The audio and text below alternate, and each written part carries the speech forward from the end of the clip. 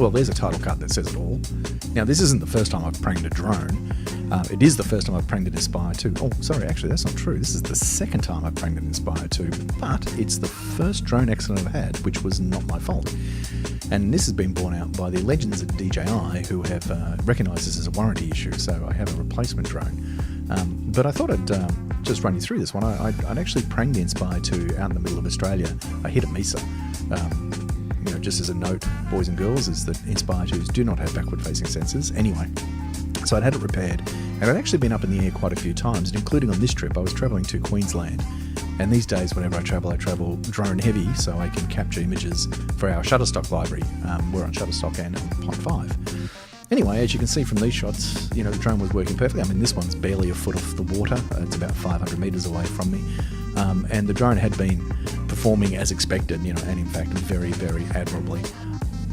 So yeah, it was all okay, I have to say. There was no reason for me to think that there were any problems with the drone. It hadn't exhibited any, aberrant behaviour, whatsoever, to be honest with you. In fact, it was actually performing, beautifully. Looks can be deceiving, apparently. So all these images are all low res because these are off the crystal sky. I lost the card when I lost the drone. You can see that it's even in windy conditions. The Inspire 2 is really rock solid. I mean, I felt very confident running in amongst the heavy trees and bush here to get the shot that I got. So yeah, it is inspiring, confidence inspiring for idiots like this guy here. So much so that you've got to be careful that you don't actually stitch yourself up. But anyway. So this is the day in question. So I was flying out over the Broadwater. I actually grew up just around the corner from here on the Coombe River. And, the unit was performing as it should perform. It was windy, as you can see, but I wasn't getting any high wind warnings, at least not at this point in the events.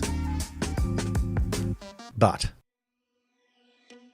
the first sign that there was something wrong is actually here. You'll see it. You'll see the legs of the drone come through frame. Now, I didn't pick this up. I wasn't aware that anything was going on at this point until around here when I got a gimbal lock, which was weird. So this is me actually resetting the gimbal. And it blew me away because as I did that and I flipped spun the drone around to reorientate it, I was quite staggered as to how out of position it was as to where it should be. And it really made no sense to me, at all. So, reset the gimbal again. And then I was a little concerned that there was clearly something going wrong, with the unit at this point. And then I saw the legs fly through frame again on the crystal sky here, actually, and it was like, at that point I figured, okay, there's something wrong, I've got to bring it home, which is exactly what I did. All I did was hit the left stick to orientate it back towards me to fly it, and this is the result that I got. Now, at this point, I'm not touching any sticks. I'm literally standing on the dock at the back of the house that I'm shooting from. This is at Sovereign Island on the Gold Coast, watching this unfold on my screen. And truth be told, you would think I'd be absolutely crapping my pants at this point. The truth is, I wasn't. I was staring at the screen, wondering what the fuck was going on. The reason I actually wasn't panicking at this point, well, actually, there's two reasons. One was I was standing next to an F-18 pilot, a squadron leader, no less, Andy. And I felt as if I had to man up and work this out and not basically go into a fetal ball of what the fuck am I meant to do now.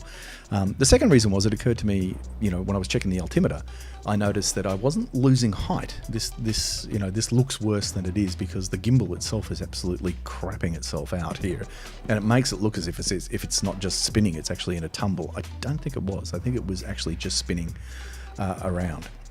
So. My theory was I had at this point I had enough battery. I'd burned through it. I'd been doing this for about around a minute. It had been sort of freaking out. I noticed it had started to slow down. It wasn't anywhere near as crazy. Now, retrospectively, I believe that's the gimbal actually had calmed down, and so the perception of tumble had disappeared. Knowing that it wasn't losing altitude, I actually raised it up, as you might have noticed on the controls. You can see that it's very subtle controls that I've got here. I'm trying to lower at this point. Well, my thought was, well, maybe it was a line of sight thing. If I could actually get the drone back into line of sight, because it was about 900, or what am I saying? I can tell you exactly. Yeah, 900 meters away. So it was out of line of sight from where I was. I was actually just around the corner. Anyway, so yeah, this is the first time I got a high wind velocity warning, and you know, at this point I had other things to think about, I have to say. So I did try hitting the return to home, to no avail. It didn't want to play ball. Now it's actually calmed down here, and I'm thinking, well, maybe I've got control and this is just some sort of weird glitch in the matrix. You can see it flip out right there, bang, gimbal lock, and it starts to spin. Now it stopped pretty quickly at this point. I don't know what happened. I think I'm countering it with the with the controller. I'm trying to desperately gain control of the unit just to limp it back home. At this point, nothing is really happening or working. You know, to be honest, it's flipping out. You might find that the control screen I've got up there, which is the flight record, is a little out of sync. It's as close as I can sort of get it. It was weird. The flight recording didn't record the entire incident. I recorded the entire incident on video, but for some reason the flight recording only picked up the last, I think it's 6 minutes of it. But you know, it didn't really matter. It tells the story, as they say.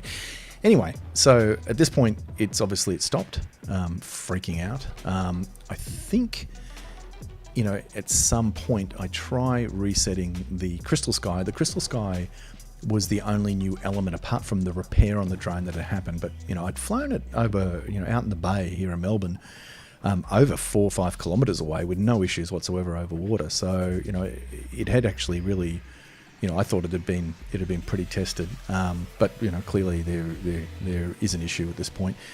If you ask me what I'm thinking right now, I'm thinking about, Jesus, I hope this is a warranty issue, because I don't have insurance on this baby. I will be getting insurance when the new one arrives tomorrow. Sorry, the replacement version arrives tomorrow. Because yeah, it's I don't really feel as if I can go through this again, not knowing that I am covered. And DJI insurance is fantastic. It really, it gives you a peace of mind and is completely claimable, which is even better.